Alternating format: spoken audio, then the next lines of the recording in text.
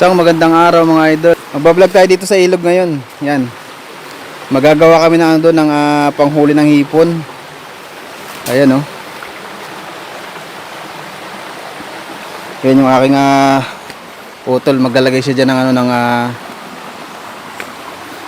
panghuli ng hipon. May dala-dala kaming ang tawag dito sa amin ay ano, tain. Yan oh.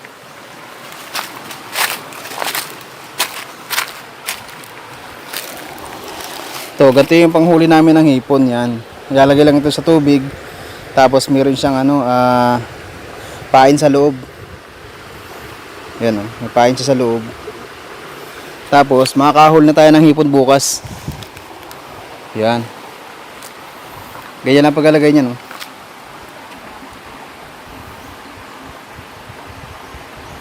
Yan, nilulubog sa tubig para pumasok yung mga hipon doon sa loob ng ano. Tapos lalagyan din ng taklob na kung ano yung pwedeng ilagay na taklob para hindi siya mahalata ng ano ng hipon. Yan. Ganyan lang yung paggagawa.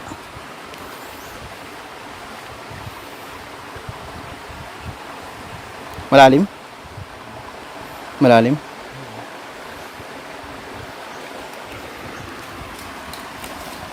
Lalim ng ilog dito, linaw ng ilog dito. Saan mo lalagay yung isa? Dito sa taas? Dito sa taas? Diyan din.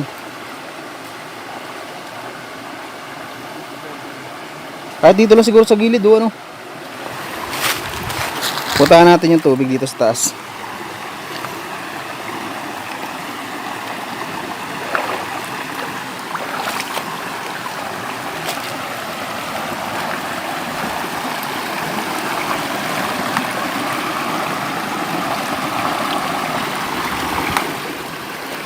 Tapos napakaganda ng mga bato dito, lalaki ng mga bato dito, yan oh, lalaki ng mga bato.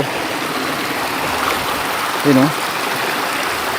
Pagkaiba mga itsura ng mga bato dito.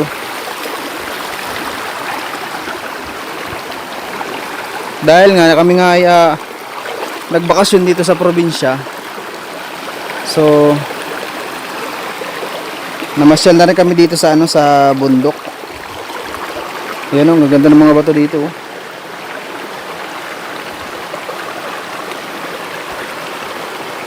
Saan lagay yan? Diyan. Dito na taas ano. Siya nga pala pagka nabaha dito, napakalaki ng baha dito pag bumaha. Ayan, ang ganda ng tubig oh.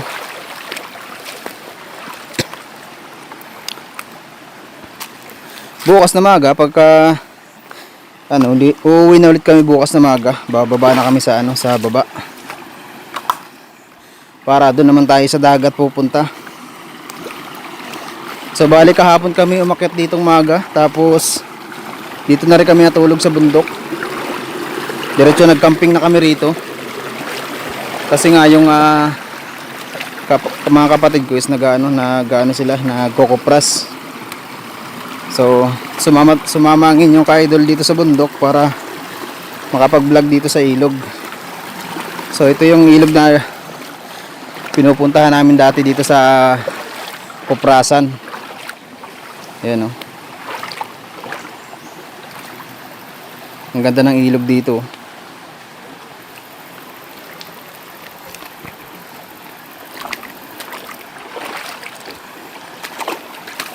Ba ako dadaan dito sa gilid tayo. Bali mamaya pupuntahan natin yung falls doon sa unahan. Yan, bali ganyan pa lang kalaki yung tubig kasi medyo tag-init na dito ngayon, kaya medyo maliit na ang tubig. Hindi na siya ganun kalaki. So ang laki nitong ilog na ito, napakalapad nitong ilog na ito.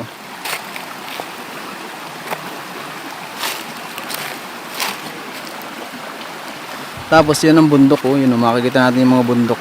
Yung gilid ng bundok, talagang napakaraming kahoy. Yan. Kabilaan yan oh.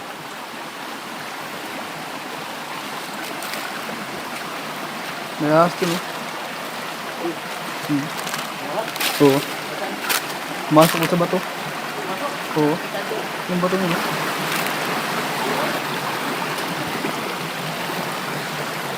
Yun o, bali napakalapad itong ilog na to.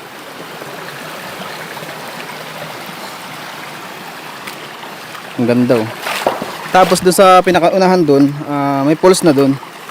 Nandun yung mga poles. So hindi naman talaga siya totaling ganong kataas yung poles, ganong kalaki. Pero may poles pa rin. Papakita ko sa inyo guys sa pag-akyat natin doon sa taas. So malapit-lapit na ng konti siguro. So yan. Ganito kaganda ang ilog dito sa amin sa taas ng bundok ano. Tapos marami ditong hipon. Yun oh. Pwede na rin kayo maligo dito pagka sa mga gustong maligo dito, pwede kayo maligo dito. Kaya lang maglalakad kayo ng 2 oras bago kayo makarating dito sa bundok. Sa ilog na to, bago nyo marating ang ilog na to. Maglalakad kayo ng 2 oras, 2 hours lakad para makarating dito. Yan oh.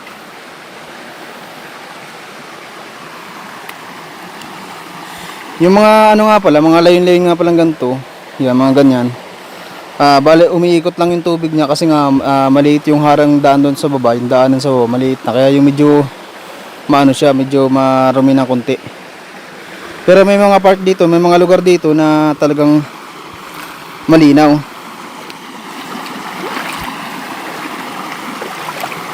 So tara puntahan natin.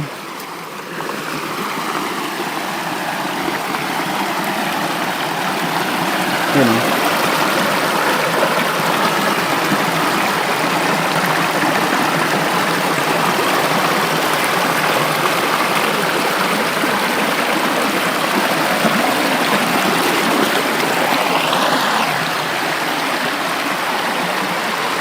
So andito na guys yung poles yan.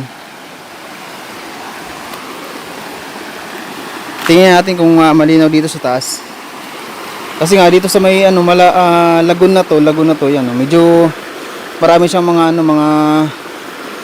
mga ganyan parang mga sabon-sabon kasi nga gawa nung nanggaling na tubig doon, yan. Ganyan ang nangyayari sa tubig. Kasi tapos doon sa baba doon, medyo yung daanan ng tubig doon is medyo maliit na lang kaya mabagal bumaba yung yung para mga bula-bula. Yan, gawa dito sa sa agos ng tubig. Tapos dito naman sa next na to, ay guys, magandang tubig dito, malinaw dito. Yan. Yan, pwede kayong maligo dito, yan malalim din naman yan. Malalim din yan siguro, mga hampos tao din yan siguro. Kasi yung parting gitna doon, malalim yung parting gitna diyan. Yan Tapos dito sa gilid may mga parang dito mga parang andito shower yan Yan, galing doon sa butas ng bato papunta rito. Yan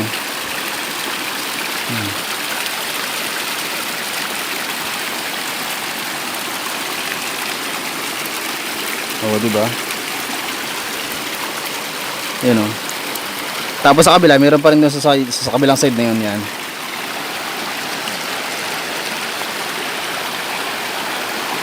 Ito meron din dito, yan may dumadaan din dito, tubig po ba dito, yan.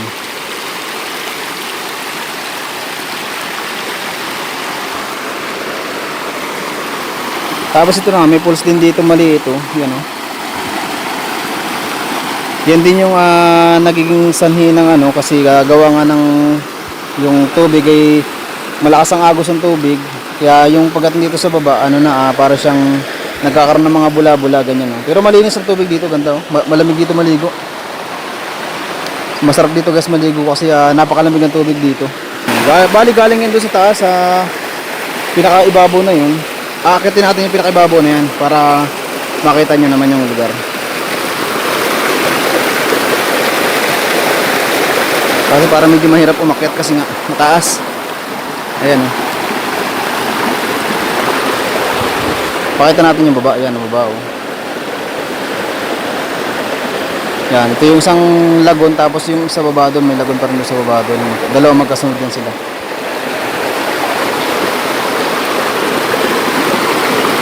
Tapos yan hirap umakyat. Tapos dito sa parting taas na to, Dito sa bali taas na to, meron pa rin ditong lagon yan, malalim din yan. Ito oh. Yan, kagaya nga ng sabi ko sa inyo guys, yung daanan ng tubig, yan, daanan ng tubig, maliit lang yung daanan ng tubig, kaya nagkakaroon siya ng mga para mga bula-bula. Yan oh. Gawa dun sa lakas ng agos ng tubig doon sa unahan.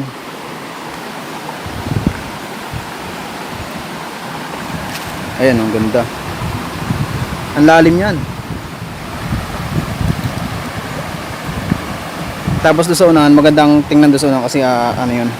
Ang liit lang nito. Ang cute niyang tingnan. Yan oh. Tapos dito, yung daan ng tubig. Yun oh. Kaya ang cute guys ng daan ng tubig dito kasi para siyang isang lugar lang. Tapos ang cute ng daan ng tubig kasi para siyang ano, talagang para siyang ginawang kanal doon oh, na talagang doon lang dumadaan yung tubig. Yan oh. Yan guys, yung napansin ko dito. Di ba kung sa ibang ano naman talagang lahat talaga dadaanan ng tubig. Pero dito, yan may talagang may daanan lang talagang tubig na doon lang talaga siya dadaan.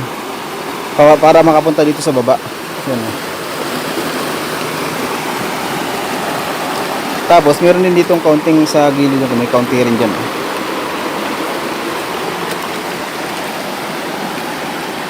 Try nating lapitan guys yung tubig no. Para makita niyo naman. Ayan oh. Bali dyan dumadaan yung tubig. Papunta din sa baba doon. Ayan. Yan daan ng tubig. Kaya lang talagang packet yung ano dito, ilog. Tapos yan, tuloy-tuloy ng tubig dyan. Ano, napakalapad ditong ilog na ito. Tapos talagang yung mga bato dito, mga solid talaga na bato yan oh. Ayan. Mga solid talaga mga bato rito, talagang iisang klase lang. Yan oh, puro bato yan oh.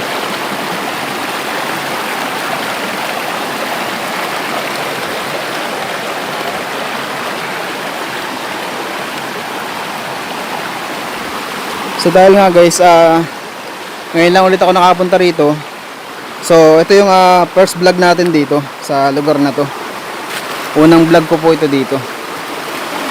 Tapos dito sa taas na naman, meron na naman ditong falls yan. Ito malalim na rin yan, malalim na rin yung side na yan. Pang mga bata yan. Kung may mga kasama kayong mga bata, pwede yung paliguin dyan. Tapos ito, malalim din dito. Ayan oh.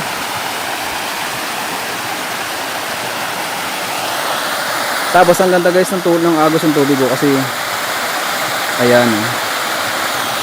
Dito medyo kalat yung tubig dito. Tapos doon sa side na yun may isang nakabukod ron na talagang napakagandang tulo oh. Tapos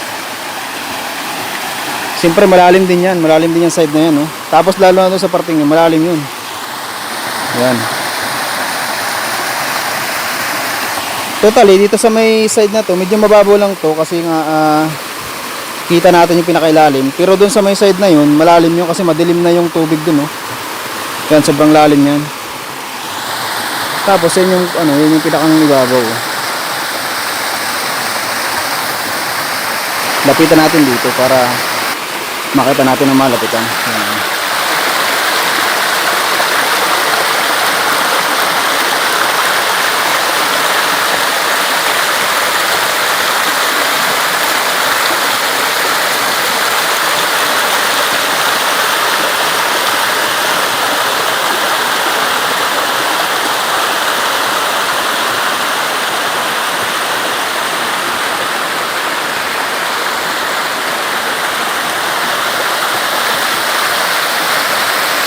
Tapos akit na tayo guys pataas. So parang madulas ang daan dito. Parang madulas guys.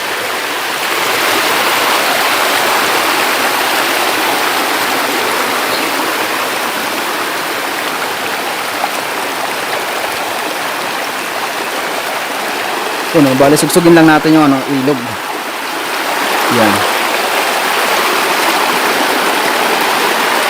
Hindi na siya nakakababa yung tubig kasi naharangan na siya. Tapos Yan yung pinanggalingan natin sa dulo sa kababa doon. Din yung pinanggalingan natin, tapos paka tayo dito. So yan, ganyan lang naman kaganda yung view dito pagka nandito ka sa taas.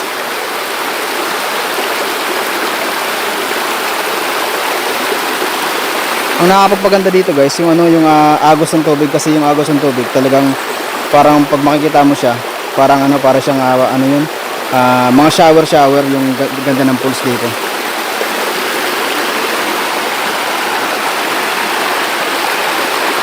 So tara, akyat na tayo.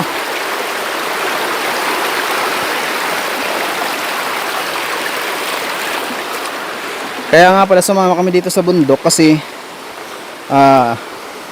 ito talaga yung target natin, makapag-vlog dito. Kaya kami sumama dito. So bukas na umaga, uuwi na kami para sa dagat naman kami pupunta. Yan, mga solid talaga mga bato dito. Yun. So ayun guys, hanggang dito na lang yung vlog natin. Dito na natin tatapusin yung video natin.